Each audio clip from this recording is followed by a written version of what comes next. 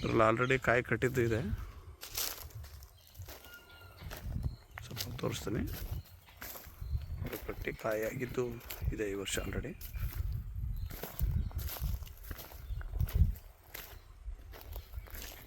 ಯಾವುದೇ ರೀತಿಯೂ ಕೆಮಿಕಲನ್ನು ಒಂದು ಡ್ರಾಪನ್ನು ಸಹಿತ ಪಿನ್ ಪಾಯಿಂಟನ್ನು ನಾವು ಟಚ್ ಮಾಡಿಲ್ಲ ಇಲ್ಲಿ.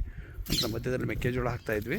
ಆ ಮೆಕ್ಕೆಜೋಳ ಅಂತಲೂ ಸಹಿತ ಅದಕ್ಕೆ ರಾಸಾಯನಿಕ ಗೊಬ್ಬರಗಳನ್ನ ಬಳಸಿಲ್ಲ, ಕಳೆನಾಶಕಗಳನ್ನ ಬಳಸಿಲ್ಲ. ನಾವು ಆ ರೀತಿ ಕೃಷಿ ಮಾಡೋದು. ಯಾಕೆ ಭೂಮಿಗೆ ತೊಂದರೆ ಆಗುತ್ತೆ ಅನ್ನೋ ಉದ್ದೇಶಕ್ಕೆ ರಾಸಾಯನಿಕ ಗೊಬ್ಬರಗಳು, ರಾಸಾಯನಿಕ ಔಷಧಿಗಳು ಬೇಡ ಅಂಥೇಳಿ ಸುತ್ತು ತೆಂಗಿನ ಗಿಡ ಇದು ಮೊದಲು ಹಚ್ಚಿದ್ದು. ಅಂದರೆ ಮೊದಲು ನಾವು ಸ್ಟಾರ್ಟಿಂಗಲ್ಲಿ ಅಡಿಕೆ ಮಾಡೋದಕ್ಕಿಂತ ಮೊದಲು ಅಂದರೆ ಅದು ಹೆಚ್ಚು ಕಡಿಮೆ ಒಂದು 15-20 ವರ್ಷದ ಹಿಂದುಗಡೆಯಿಂದನೂ ನೀರಾವರಿ ಮಾಡಿದಂಥದ್ದು 20 ವರ್ಷ ಮೇಲಾಯಿತು.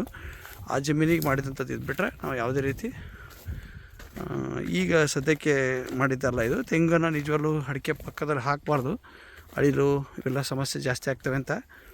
ಆದರೂ ನಾವು ಅದು ಹಿಂದೆ ಹಾಕಿರೋದ್ರಿಂದ ಇನ್ನು ಅನಿವಾರ್ಯ ಆಯಿತು, ಬಿಟ್ಟಿದ್ದೇವೆ. ಯಾಕಂದ್ರೆ ಅಳಿಲು ಇಲಿ ಕಾಟ ಜಾಸ್ತಿ ಆಗೋದ್ರಿಂದ ತೊಂದರೆ ಆಗುತ್ತೆ ಅನ್ನೋ ಉದ್ದೇಶಕ್ಕೆ. ಅಬ್ಸರ್ವ್ ಮಾಡಿರಿ, ಇಲ್ಲಿ ಕಾಯಿ ಕಟ್ಟಿದ್ದಿದೆ ಗಿಡ, ತೋರಿಸ್ತೀನಿ.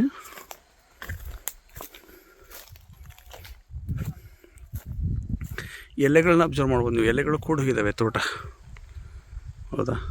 9 ಇದು ದಾಯ ಇಲ್ಲಿದೆ ನೋಡಿರಿ. ಕಾಯಿ ಕಟ್ಟಿದ್ದಿದೆ ಮತ್ತು ಗೊನೆಯನ್ನು ಬಂದಿದ್ದಿದೆ ಮತ್ತೆ, ಹೌದಾ? ಆಲ್ರೆಡಿ ಕಾಯಿ ಇದೆ.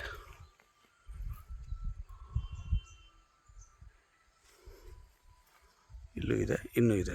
ತೋರಿಸ್ತೀನಿ ಒಂದು ನಿಮಿಷ.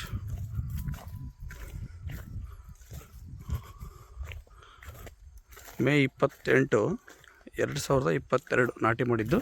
ಈಗ ನವಂಬರ್ 25 ನಾನು ವಿಡಿಯೋ ಇವತ್ತು ಮಾಡ್ತಾ ಇರೋದು. ಇಲ್ಲಿ ಆಲ್ರೆಡಿ ಕಾಯಿ ನೋಡ್ಬೋದು ಗಿಡದಾಗ. ಈ ಥರ ತೋಟನೂ ಪೂರ್ಣ ಹೀಗೆ ಇದೆ. ನೀವೇನಂದರೆ ಒಂದು ರೈತರು ಭಾಳ ಜನರ ತಲೆಗೆ ಏನಿದೆ ಅಂದರೆ ಅದಕ್ಕೆ ಏನು ಮಾಡಬಾರ್ದು, ಜನರ ತಪ್ಪು ಕಲ್ಪನೆಗಳು. ಮಿನಿಮಮ್ಮು 4 ವರ್ಷ 5 ವರ್ಷ ಅದಕ್ಕೆ ಏನು ಹಾಕಬಾರ್ದು, ಏನು ಮಾಡಬಾರ್ದು ಅನ್ನೋಂಥದ್ದು ತಪ್ಪು ಕಲ್ಪನೆಗಳಿದ್ದಾವೆ. ಯಾವುದೇ ಒಂದು ಬೆಳೆನ ನಾವು ಸರಿಯಾದ ರೀತಿ ಒಳಗೆ ಮೇಂಟೆನೆನ್ಸ್ ಮಾಡ್ಕೊಂಡಾಗ ಮಾತ್ರ ಅದು ಆರ್ಥಿಕವಾಗಿ ಅನುಕೂಲ ಕೊಡುತ್ತೆ. ಬಿಟ್ಟರೆ ನಾವು ಎಷ್ಟು ಚೆನ್ನಾಗಿ ಕೇರ್ ತೊಗೊಂಡಿರ್ತೇವೆ ಅದ್ರ ಮೇಲೆ ನಮಗೆ ಅದು ಇನ್ಪುಟನ್ನು ಕೊಡ್ತಾ ಹೋಗುತ್ತೆ, ಔಟ್ಪುಟ್ಟನ್ನು.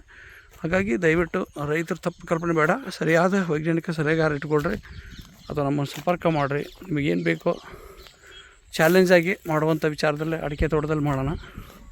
ಯಾಕಂದ್ರೆ ಮಣ್ಣನ್ನು ಸ್ಟಡಿ ಮಾಡ್ಕೊಳ್ದೇನೆ ಸುಮ್ಮನೆ ಅದು ಇದು ಅಂತ ಹೇಳಿಬಿಟ್ಟು ಬರೀ ಅದ್ರ ಮೇಲೆ ಆಗುತ್ತೆ, ಇದು ಬರೀ ಇದೊಂದು ಹಾಕಿದ್ರೆ ಸಾಕಾಗುತ್ತೆ, ಈ ಥರನೂ ತಪ್ಪು ಕಲ್ಪನೆಗಳು ಬರ್ತವೆ. ಯಾಕಂದರೆ ಇವತ್ತು ಹೈಬ್ರಿಡ್ ಬೆಳೆಗಳಿಗೆ ನಾವು ಬೆಳೀತಕ್ಕಂಥದ್ದು 2-3 ಪಟ್ಟು 4 ಪಟ್ಟು ಹೆಚ್ಚು ಮಾಡ್ತಕ್ಕಂಥ ವಿಚಾರದಲ್ಲಿ ನಾವು ಹೋಗ್ತಾ ಇರೋದ್ರಿಂದ 100 ಕ್ವಿಂಟಲ್ ತನಕ 120 ಕ್ವಿಂಟಲ್ ತನಕ ಅಡಿಕೆ ತೆಗಿಬೇಕು ಅಂತ ನಾವು ಹೋಗ್ತಾ ಇರೋದ್ರಿಂದ ಇಂಥ ಸಂದರ್ಭದಲ್ಲಿ ಏನಾಗುತ್ತೆ, ಕಾಂಪಿಟೇಟಿವ್ ಆಗಿ ನಾವು ಅದಕ್ಕೆ ಬೇಕಾದಂಥ ಆಹಾರನೂ ಕೊಡಬೇಕಾಗುತ್ತೆ. ಕೊಡದೆ ಹೋದಾಗ ಅದು ಕೊರತೆ ಕಾಣುತ್ತೆ. ಕೊರತೆಯಿಂದ ಆ ಡೆಫಿಷಿಯನ್ಸಿನೇ ಮುಂದೆ ನಮಗೆ ಕಾಯಿಲೆಗಳ ಕನ್ವರ್ಟ್ ಆಗ್ತವೆ. ಹಾಗಾಗಿ ಆ ಕಾಯಿಲೆಗಳಿಗೆ ಅವಕಾಶ ಕೊಡ್ದೇನೆ ಮೇಂಟೆನೆನ್ಸ್ ಮಾಡ್ಕೊಂಡು ಹೋಗ್ಬೇಕಪ್ಪ ಅನ್ನೋದಾದ್ರೆ, ರೋಗ ಮುಕ್ತವಾಗಿ ಬೆಳೆ ಇರಬೇಕಪ್ಪ ಅನ್ನೋದಾದ್ರೆ, ಮತ್ತು ನೀವು 100 ವರ್ಷ ಕನಸು ಕಾಣ್ತೀವಿ, ಅದರ 100 ವರ್ಷಕ್ಕೆ ಬೇಕಾದಂಥ ಆಹಾರ ಪದ್ಧತಿಯನ್ನು ಅದಕ್ಕೆ ಅನುಸರಿಸಿ ಕೊಡೋಲ್ಲ. ನಾವು ಅದು ಕೊಡ್ಬೇಕಾದ್ರೆ ಯೋಚನೆ ಮಾಡ್ತೇವೆ, ಅದಕ್ಕೆ ಅದೇನು ಬೆಳೆ ಬರೋಲ್ಲ, ಈಗ ಯಾಕೆ ಅದು ಕಷ್ಟ ಎಲ್ಲ ಹಾಕಬೇಕು, ಅದು ತಾನೇ ಬಿಡುತ್ತೆ ತಾನೇ ಬರುತ್ತೆ ಅನ್ನೋಂಥ ಒಂದು ಅಸಡ್ಡೆ. ಹಾಗಾಗಿ ಅದು ಬೇಡ. ದಯವಿಟ್ಟು ತಿಳ್ಕೊಳ್ರಿ, ವೈಜ್ಞಾನಿಕ ತಿಳ್ಕೊಳ್ರಿ. ಬೇಡವಾ ನಾನು ಮಾಡಿದಂಥ ವಿಡಿಯೋಗಳು ಇದ್ದಂಥವು ನೋಡಿರಿ. ಮತ್ತು ರೈತರ ನಂಬರ್ ಬೇಕಾದ್ರೂ ಡೈರೆಕ್ಟಾಗಿ ನನಗೆ ಸಂಪರ್ಕ ಮಾಡಿರಿ, ನಾನು ಕೊಡ್ತೀನಿ. ಯಾಕೆಂದ್ರೆ ರೈತರ ನಂಬರ್ನ ಹಿಂದೆಲ್ಲ ನಾನು ವಿಡಿಯೋಗಳಲ್ಲಿ ಕೊಟ್ಟಿದ್ದೀನಿ. ಈಗೀಗ ಸದ್ಯಕ್ಕೆ ಬಂದು ಮಾಡ್ತಾ ಇದ್ದಾವೆ. ದುರುಪಯೋಗ ಆಗುತ್ತೆ, ಬೇರೆ ಕಡೆ ಸುಮ್ಮನೆ ಕಿರಿಕಿರಿ ಜಾಸ್ತಿ ಆಗುತ್ತೆ, ರೈತರಿಗೂ ತೊಂದರೆ ಮಾಡ್ತಾರೆ ಅನ್ನೋ ಉದ್ದೇಶಕ್ಕೆ. ಆದ್ರೂ ನಿಮಗೆ ಅವಶ್ಯಕತೆ ಇದ್ದರೆ ನಾನು ಬಂದರೆ ಲೈನಿಗೆ ತೊಗೊಂಡು ಡೈರೆಕ್ಟಾಗಿ ರೈತರ ಜೊತೆಗೂ ಡಿಸ್ಕಸ್ ಮಾಡೋಣ. ಫೀಲ್ಡಲ್ಲಿ ನೋಡಿಬಿಟ್ಟು ನೀವು ಕಣ್ಣಾರೆ ಪ್ಲಾನ್ ಮಾಡಿರಿ. ಈ ವರ್ಷದ ಹೊಂಬಾಳೆ ಹೆಚ್ಚು ಕಡಿಮೆ ಒಂದು 50% ಮೇಲೆ ಹೊಂಬಾಳೆ ಕಾಣ್ತಾ ಇದೆ ಗಿಡದಲ್ಲೇ. ಎಲ್ಲವೂ ತೋರ್ಸೋಕ್ಕಾಗ್ತಿಲ್ಲ, ಮೊಬ್ಬ ಆಗಿಬಿಡ್ತು. ಅಬ್ಸರ್ವ್ ಮಾಡಿರಿ, ನಮ್ಮದೇ ತೋಟ ಇದು. ಹಾವೇರಿ ಜಿಲ್ಲೆ ಹಿರೇಕೆರೂರು ತಾಲೂಕಲ್ಲಿದೆ. ಶಿಕಾರಿಪುರದಿಂದ ಏನು ಒಂದು 30 ಕಿಲೋಮೀಟ್ರ್ ಆಗುತ್ತೆ ನಮಗೆ, ಶಿವಮೊಗ್ಗ ಜಿಲ್ಲೆ ಶಿಕಾರಿಪುರ. ಇಲ್ಲೂ ನೀವು ಬಂದು ನೋಡ್ಬೋದು ಕಣ್ಣಾರೆ. ಯಾಕಂದ್ರೆ ನಾನು ಎಲ್ಲದೂ ತೋರ್ಸೋಕ್ಕಾಗ್ತಿಲ್ಲ. ಗಿಡಗಳ ಕಲರ್ ನೋಡಿರಿ, ಈಗ ಬಿಸಿಲು ಜಾಸ್ತಿ ಆಗ್ತಾಯಿದೆ ಆಲ್ರೆಡಿ. ಹೊಂಬಾಳೆ ನೋಡ್ರಿ ಹೇಗಿದೆ, ಆ ಕಡೆನೂ ಇದೆ, ಇದರಲ್ಲೇ ಆ ಕಡೆನೂ ಇದೆ. ನ್ಯಾಚುರಲ್ ಆಗಿ ರೈತರು ಏನು ರಾಸಾಯನಿಕ ಬಳಸ್ತೇನೆ ಈ ಒಂದು ತೋಟ ಆಗಿರೋಂಥದ್ದು. ಅದ್ರ ಪ್ರತಿ ವರ್ಷವೂ ಒಂದು ಸರಿ ನಾವು ಸುಣ್ಣ ಅಂತೂ ಕಂಟಿನ್ಯೂ ಬಳಸ್ತಾ ಇರ್ತೇವೆ. ಅವಾಗಿಂದ ಹಚ್ಚಿರೋದ್ರಿಂದ ನಮಗೆ ಎಲ್ಲೂ ಒಂದು ಗಿಡನೂ ಡ್ಯಾಮೇಜ್ ಮಾಡಿಬಿಟ್ಟಿಲ್ಲ. ನಾವು ಪ್ರತಿಯೊಂದು ಅಡಿಕೆ ಗಿಡಗಳನ್ನು ಎಲ್ಲೂ ಡ್ಯಾಮೇಜ್ ಮಾಡಿಬಿಟ್ಟಿಲ್ಲ. ಎಷ್ಟೇ ಬಿಸಿಲು ಬಂದ್ರೂ. ಯಾಕಂದ್ರೆ ನಮ್ಮದು ಇದು ಮಲೆನಾಡು ಏರಿಯಾದಲ್ಲಿ ಮಲೆನಾಡು ಅಲ್ಲ, ಅರೆ ಮಲೆನಾಡು ಆ ಥರ ಏರಿಯಾ ಇರೋದ್ರಿಂದ ಇಲ್ಲಿ ಸ್ವಲ್ಪ ಬಿಸಿಲು ಜಾಸ್ತಿ ಆಗೇ ಆಗುತ್ತೆ. ಆ ಟೈಮಲ್ಲೂ ಸಹಿತ ನಾವು ಯಾವುದೇ ರೀತಿ ಗಿಡಗಳು ಡ್ಯಾಮೇಜ್ ಆಗಿಲ್ಲ ಇಲ್ಲಿ.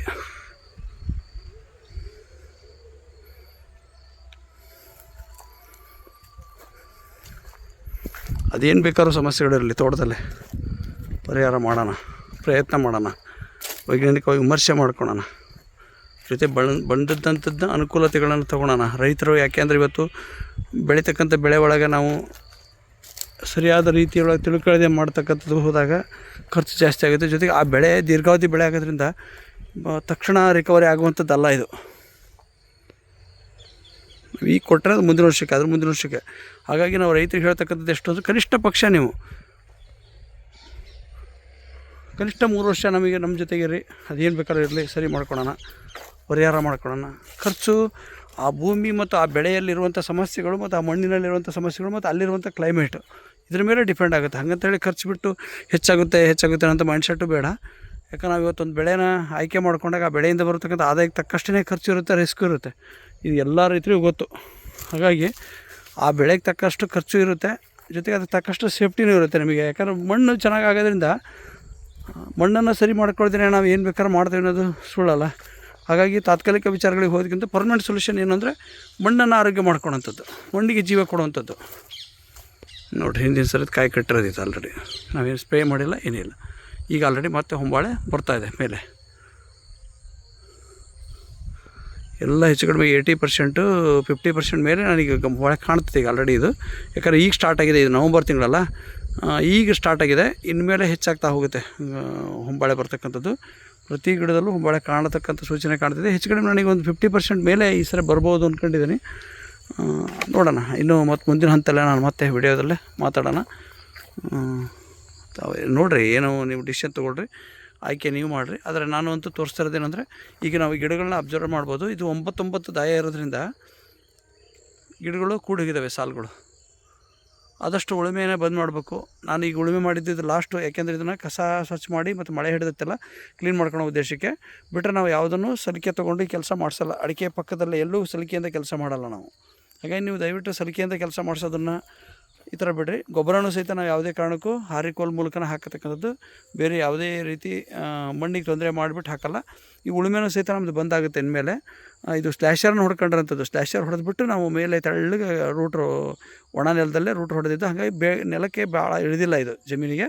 ಆದರೆ ಇನ್ನು ಮುಂದೆ ಅದನ್ನೂ ಮಾಡಲ್ಲ ನಾವು. ಸ್ಲ್ಯಾಶರ್ನ ಬಳಕೆ ಮಾಡ್ಕೊಂಬಿಟ್ರೆ ಮುಗಿದೋಯ್ತು. ಇನ್ನು ಮುಂದೆ ಅದು ಸಹಿತ ನಾವು ಅವಾಯ್ಡ್ ಮಾಡ್ತೇವೆ. ಕರೆಕ್ಟಾಗಿ 3.5 ವರ್ಷ ಈಗ ತೋಟ. ನೀವೇ ನೋಡಿರಿ ಹೇಗಿದೆ ಏನು ಅಂತ ಕಮೆಂಟ್ ಮಾಡಿರಿ, ಅಥವಾ ಫೋನ್ ಮಾಡಿ ತಿಳಿಸ್ರಿ. ನೋಡ್ತೀನಿ ಅಂತ ಬಂದರೆ ಡೈರೆಕ್ಟಾಗಿ ಬರ್ರಿ, ಸಂಪರ್ಕ ಮಾಡಿರಿ. ನಿಮಗೆ ಆಸಕ್ತಿ ಇತ್ತು ಅಂದರೆ ಕೂತ್ಕೊಂಡು ನಾನು ಡಿಸ್ಕಸ್ ಮಾಡೋಣ, ಅದೇನು ಬೇಕಾದ್ರೂ ಇದ್ದರೆ ಸರಿ ಮಾಡ್ಕೊಂಡು ಹೋಗೋಣ. Thank you.